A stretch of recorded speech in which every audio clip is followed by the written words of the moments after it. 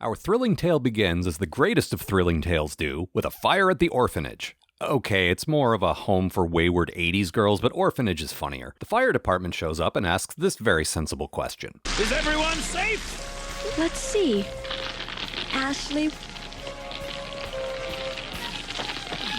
I can't tell if she's trying to list off all the girls in alphabetical order and stalls out after the first one, or if she's supposed to be concerned about Ashley but doesn't understand how emotions work. Anyway, Ashley was just rescuing the honor jar, which is like a swear jar for Klingons, I think. Jerrica stays out in front of the smoldering remains of her orphanage until the next day, when her purple-haired boyfriend shows up so they can gently lean their faces into one another. Ooh, steamy. The girls ask where they're gonna live now, and Jerrica's ready with the sort of top-notch problem-solving that shows why she's the leader. Let's make a music video for Jem and the holograms! Okay, that doesn't really solve anything, and also it pretty much just serves your own needs, but, well, I guess that's what we're doing. On their way to do that, the Misfits chase them in the A-Team van for a while, but then Synergy turns Jem's van into a dumpster, which is a little insulting, but it's definitely a better disguise than, say, a 30-foot-tall gold and silver dinosaur. After a quick costume change, it's time to shoot that music video, which you'll recall is where these orphans live now. In a music video. Sure, they can bathe in that picturesque waterfall and sleep in that castle, and if they need money for anything, they can just grab it from this underwater treasure chest. Way more convenient than an honor jar. The song is called Like a Dream, and it's not great. Then that producer guy comes out because apparently this is the mansion he promised them for winning the Battle of the Bands. And then this happens. I'm sorry, it's my fault, Mr. Sands. I'm listening. These girls are all foster children. They used to live in my house, but it burned down last night. Oh, poor little baby. Boring. Damn it, the Misfits, that's my job. Mustache Guy agrees to let Jerrica and her orphans stay in the house. The Misfits are not pleased about this, so naturally they react like anyone would. They shove Mustache Guy into the pool and threaten him with a bulldozer. These ladies do not fuck around. Despite all this, producer guy reiterates that the house will still go to the Misfits if they win the contest, and there's nothing he can do about that. I'd have thought the pool-bulldozer combo would have been enough to disqualify them, but I guess Battle of the Bands related agreements are legally airtight. Then the Misfits check in with sleazy record company guy.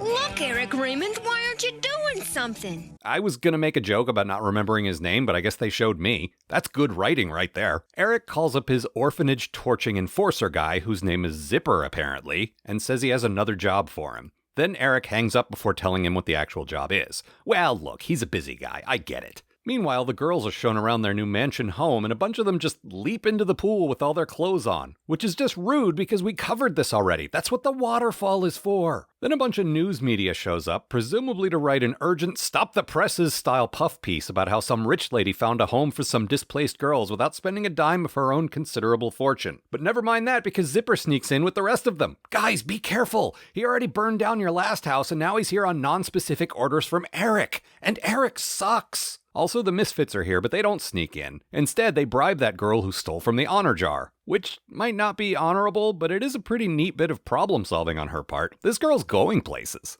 Time for another song! I was a little disappointed when I saw it was another Jem number, but it ends up being sort of a pop battle duet thing between her and the Misfits, so it's at least half good. Time to see what Zipper's up to, and if you're wondering if he's up to putting a bundle of dynamite under a couch cushion, you're in luck. That's exactly what he's up to. Eric kinda implied that burning down the house wasn't the plan last time, and alright, that did play out like an accident, what with the oil lamp and all. Or maybe he just wants a little plausible deniability. But that theory kinda flies out the window when Eric actually shows up, sees the Misfits, and this happens. Pizzazz! Roxy! Get out! Run! There's a bomb!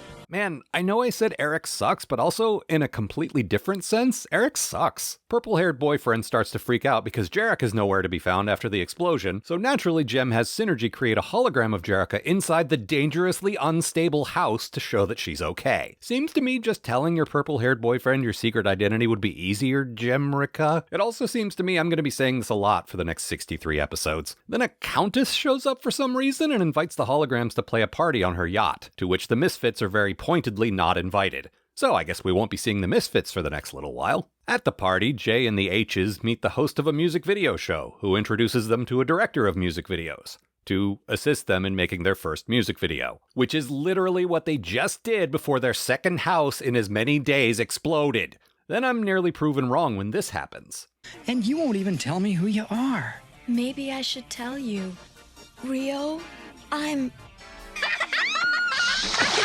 Oh no, it's the Misfits! Who saw that coming? They weren't even invited to this party. Thankfully, their plan doesn't involve fire or bombs. The song is called Makin' Mischief, which reflects their fundamental philosophy of throwing apples and shrimp at people on a boat. Also pies. Then they wander up to the bridge and start messing with controls, endangering the yacht and everyone on it, and okay, now that's mischief.